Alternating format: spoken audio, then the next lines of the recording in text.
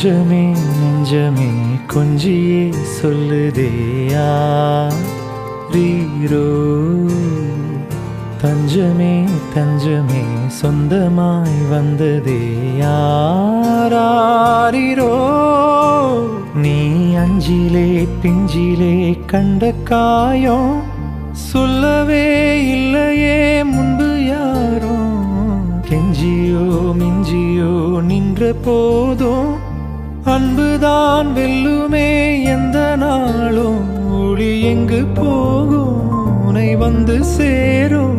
அந்த மஞ்சும் பஞ்சும் ஒன்றே என்று நம்பி செல்ல நஞ்சம் இல்லையே. நெஞ்சமே நெஞ்சமே கொஞ்சியே சொல்லுதேயா ரீரோ.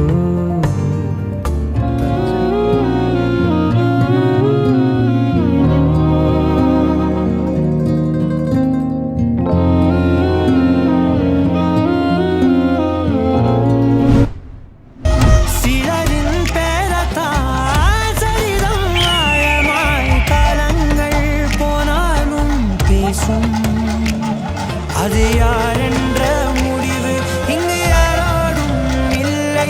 அது நீ என்று நினைத்தால் நீ இறைவன் கை பிள்ளை. புகழ் வந்தாலும் அது கூட கடந்தான் என்றே அவன் வீரத்தை தந்தானே.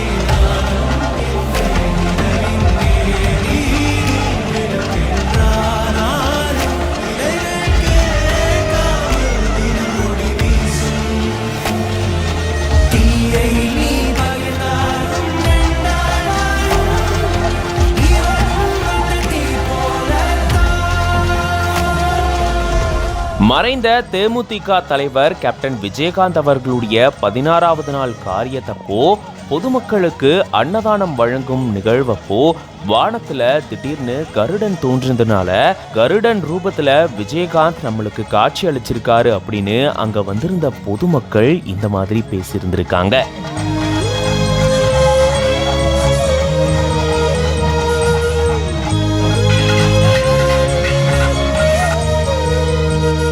கேப்டன் விஜயகாந்த் அவர்கள் கடந்த டிசம்பர் 28ஆம் தேதி உடல்நலக்குறைவால உயிரிழந்த செய்தி தமிழக மக்களையே அதிர்ச்சியில ஆழ்த்தியிருந்தது.